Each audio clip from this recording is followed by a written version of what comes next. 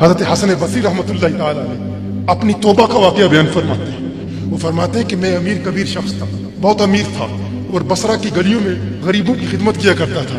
اچانک میں نے ایک حسین عورت کو دیکھ لیا اور میں اسے دیکھتا ہی رہ گیا۔ اس عورت نے مجھے کہا اما تشتہی، تجھے شرم نہیں آتی؟ میں نے کہا ممن، کس سے شرماؤں؟ اس نے کہا وہ جو آنکھوں کی خیانت کو دیکھتا ہے اور دلوں کے پوشیدہ رازوں کو جانتا ہے، تجھے شرم نہیں آتی؟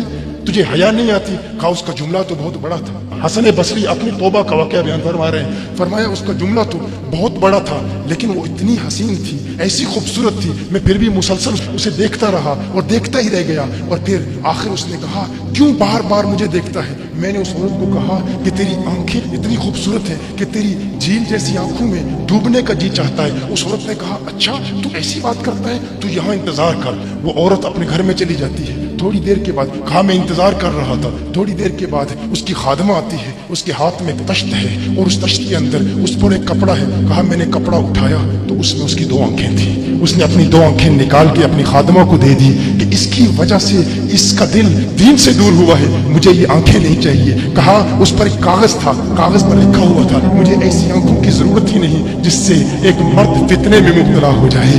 میری بہنیں جو اس گفتگو کو سن رہی ہیں ان کی بارگاہ میں بھی عرض ہے، وہ بہنیں جو گھنٹوں آئینے کے سامنے کھڑی رہتی ہیں فقط اس نیت سے کہ اپنے بالوں کو یوں سنواریں کہ مردوں کو فتنوں میں مبتلا کرے، یا کسی دکان میں جا کر کپڑے خریدتے وقت ان کے ذہن میں فقط یہی خیال ہوتا ہے ایسے کپڑوں کا انتخاب کریں گی کہ جن سے مردوں کو فتنے میں مبتلا کریں گے۔ یہ بھی امت کی بیٹی ہے جس کی ایک ادا سے ایک شخص ولی کامل بن گیا، حسن بصری بن گیا۔ حسن بصری فرماتے ہیں جب اس کی آنکھیں دیکھی میں تحکم کھو بیٹھا، میں زار و قطار رو رہا تھا، روتے ہوئے میں گھر چلا گیا، پوری رات میں روتا رہا، پوری رات توبہ کرتا رہا، استغفار کرتا رہا۔ حسن بصری فرماتے ہیں فجر کی اذان سنی، اچانک خیال آیا اس عورت کا شکریہ تو ادا کروں کہ جس نے اپنی آنکھیں میرے لیے، میرے دین کے لیے، میرے ایمان کے لیے اور توبہ پر استقامت کی خاطر قربان کر دی۔ کہا میں اس کے گھر گیا، جو ہی اس کے گھر پہنچا تو ادھر اس کا جنازہ نکل رہا تھا، اس کی موت واقع ہو چکی تھی۔ کہا میں رات گھر آیا، میں رات سو گیا، میری آنکھ بند ہوئی، میں نے اس عورت کو خواب میں دیکھا۔ میں نے کہا کوئی نصیحت کر۔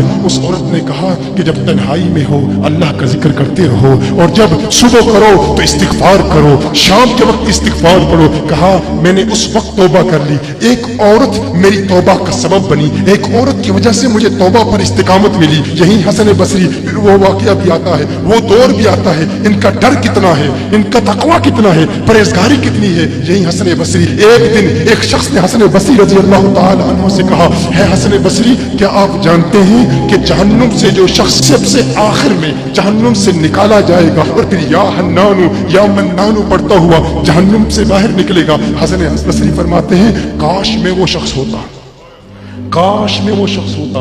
کہا گیا کہ جو جہنم سے سب سے آخر میں نکلے گا، 1000 سال جہنم میں رہے گا، یا حنانو یا منانو پڑھتا ہوا جہنم سے باہر نکلے گا۔ کہا کاش میں شخص ہوتا۔ انہوں نے کہا حضرت آپ کیا فرما رہے ہیں کہ آپ جہنم میں جانا چاہتے ہیں؟ آپ تو بزرگ ہیں، اللہ کے ولی ہیں۔ کہا تم میری بات نہیں سمجھے، وہ جو جہنم سے نکالا جائے گا کم از کم نکلنے کی ضمانت تو ہے، اس سے یہ تو پتا چل رہا ہے کہ ایمان پر موت واقع ہوگی، مجھے اپنے ایمان کی ضمانت نہیں ہے۔ میں نے اس لیے کہا کہ اگر مجھے یہ ضمانت بھی مل جائے کہ میں وہ ہوں تو وہ بھی مجھے قبول ہے، کم از کم ایمان تو سلامت لے کے جاؤں۔ میں کہتا ہوں اللہ فرماتا ہے خوف نہیں ہے، ڈر نہیں ہے، پھر فرماتا ہے یہ ڈرتے بھی ہیں، یہ ڈرتے بھی ہیں، لیکن ان کے ڈر اور ہمارے ڈر میں فرق کیا ہے؟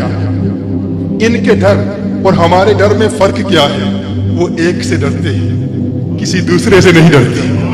فرق کیا ہے؟ وہ ایک سے ڈرتے ہیں، ایک سے ڈرتے ہیں، کسی دوسرے سے نہیں ڈرتے۔ ہم اس ایک سے نہیں ڈرتے، اسی لیے ہر ایک سے ڈرتے ہیں۔ یہ فرق ہے، ہم اس ایک سے نہیں ڈرتے اسی لیے ہر ایک سے ڈرتے ہیں۔